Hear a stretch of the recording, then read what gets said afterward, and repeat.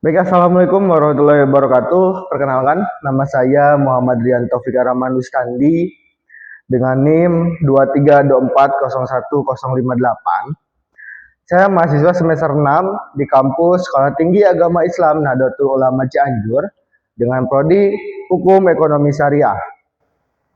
Video ini ditujukan untuk memenuhi tugas ujian tengah semester mata kuliah Hukum Perusahaan dan Kepailitan. Nah, dengan dosen pengampu Bapak Encep Sopian MH. Nah, kali ini saya akan sedikit membahas atau mengkritisi salah satu program yang ada di pemerintahan Indonesia saat ini, yaitu Koperasi Desa Merah Putih. Terkait selengkapnya, mari kita simak baik-baik. Nah, teman-teman, coba bayangin deh, pemerintah itu ingin membentuk puluhan ribu koperasi desa merah putih di seluruh Indonesia. Tujuannya cukup keren, teman-teman. Itu yang pertama ada ingin membangun ekonomi desa, terus ingin membantu UMKM setempat, terus ada lagi melawan rentenir sampai ya tujuannya ingin membuat masyarakat desa itu lebih sejahtera lah. Intinya seperti itu. Bahkan pemerintah itu menyebut program ini sebagai langkah konkret untuk memutus rantai kemiskinan di desa. Katanya seperti itu, ya. Tapi muncullah berbagai pertanyaan. Sekarang, apakah memang program ini benar-benar sebagai solusi atau justru bisa menjadi masalah baru yang muncul di pedesaan? Seperti itu. Nah, di video kali ini saya akan sedikit membahas atau mengkritisi program Koperasi Desa Merah Putih ini. Seperti itu. Pertama, cukup saya akan akui bahwa ide koperasi ini sebenarnya bagus, teman-teman. Dalam konsep ekonomi Indonesia ini memang koperasi ini dianggap sebagai sokok guru perekonomian. Kalau misalkan memang dijalankan dengan benar, ya. Koperasi ini bisa membantu berbagai macam mata pencaharian lah, contohnya seperti petani, nelayan, UMKM, dan masyarakat-masyarakat kecil lah, supaya mereka itu mempunyai akses modal yang lebih adil, seperti itu. Nah, namun masalahnya yang banyak dikritik itu bukan ide dari Koperasi Desa Merah Putihnya, tetapi bagaimana cara pelaksanaannya, apakah memang sudah sesuai apa belum. Nah, saya sudah membaca dan adapun menurut riset dari Celios atau Center of Economic and Law Studies, program ini dinilai punya risiko besar terhadap ekonomi desa. Penelitian mereka melibatkan berbagai provinsi, ada 34 provinsi di Indonesia. Seperti itu.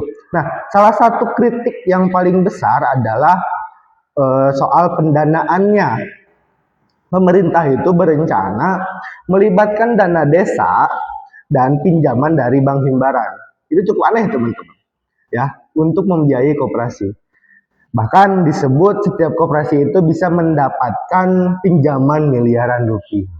Nah, coba teman-teman bayangin. Koperasi desa dibangun dari dana desa itu sendiri yang seharusnya sudah menjadi hak desa dan mendapatkan pinjaman dari bank himbara.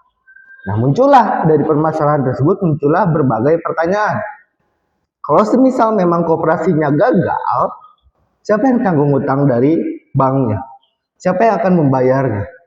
Seperti itu. Nah, akhirnya muncullah kekhawatiran dari berbagai masyarakat, apakah beban itu akhirnya bisa kembali ke desa dan masyarakat sendiri apa tidak? Apakah memang masyarakat sendiri itu yang menanggung beban hutang tersebut? Nah, itu muncullah banyak pertanyaan-pertanyaan seperti itu, ya. Data dari riset Celios menunjukkan bahwa 76% perangkat desa itu menolak jika koperasi ini dibiayai dari pinjaman bank dengan dana desa sebagai jaminan pembayaran cicilan. Jadi masyarakat desa itu sendiri pun 76% menolak adanya koperasi desa seperti ini. Artinya banyak aparat desa sendiri ternyata belum yakin program ini aman untuk dijalankan karena berbagai macam resiko yang akan ditemuinya seperti itu. Belum lagi terdapat kekhawatiran soal korupsi dan konflik kepentingan. Sudah pasti dana besar pasti ada kekhawatiran terkait korupsinya. Seperti itu. Dalam penelitian yang sama, Celius meneliti bahwa sekitar 65% responden menilai program ini berpotensi dikorupsi dalam pelaksanaannya.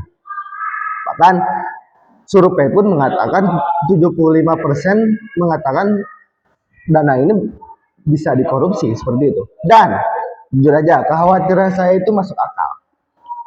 Ya, karena kalau misalkan proyek besar masuk ke desa dengan anggaran triliunan rupiah, tapi dengan pengawasannya yang lemah, maka peluang penyalahgunaan dana pasti makin besar. Seperti itu. Dan yang lebih menarik lagi nih teman-teman, banyak pihak menilai program ini terlalu top down atau terlalu dipaksakan dari pusat. Desa itu seolah hanya menerima instruksi tanpa benar-benar diberi ruang untuk menentukan apakah mereka siap atau tidak. Seperti itu. Kan yang seharusnya desa itu dari bawah ke atas, masyarakat desa itu sendiri yang menggerakkan, bukan instruksi dari pemerintah pusat. Seperti itu. Padahal setiap desa itu mempunyai kondisi yang berbeda.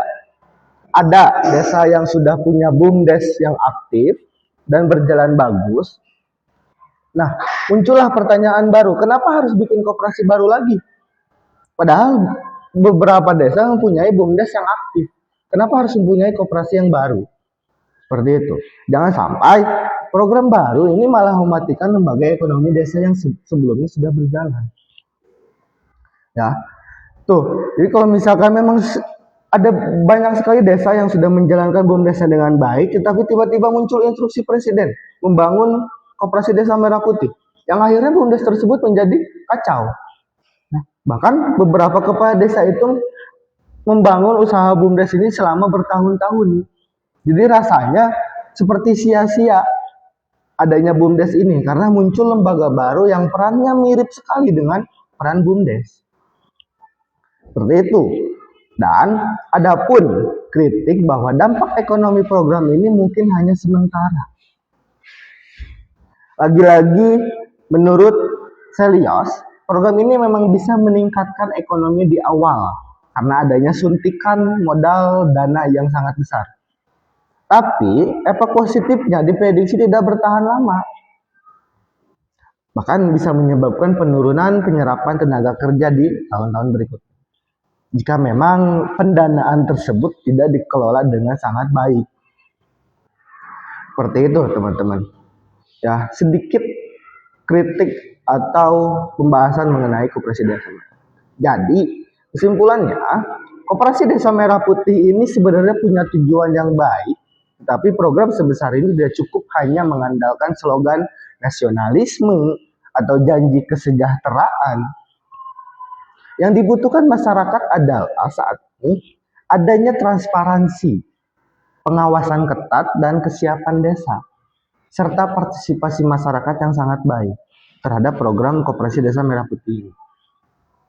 Karena kalau misalkan program ini dipaksakan tanpa mempunyai sistem yang matang, yang terjadi bukan pembangunan desa, tapi justru penambahan masalah baru yang ada di desa tersebut.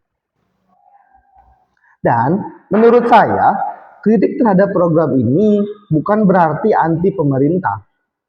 Justru kritik itu penting supaya kebijakan yang dibuat benar-benar berpihak pada rakyat. Bukan sekedar proyek besar yang terlihat bagus di atas kertas. Karena pada akhirnya desa itu tidak membutuhkan program-program yang hanya viral pada sesaat saja. Desa itu membutuhkan kebijakan yang benar-benar bisa bertahan dan menyejahterakan mereka dalam jangka waktu yang cukup panjang. Seperti itu. Jadi mungkin cukup terkait kritikan atau pembahasan mengenai koperasi desa merah putih. Untuk kurang lebihnya mohon maaf. Wassalamualaikum warahmatullahi wabarakatuh.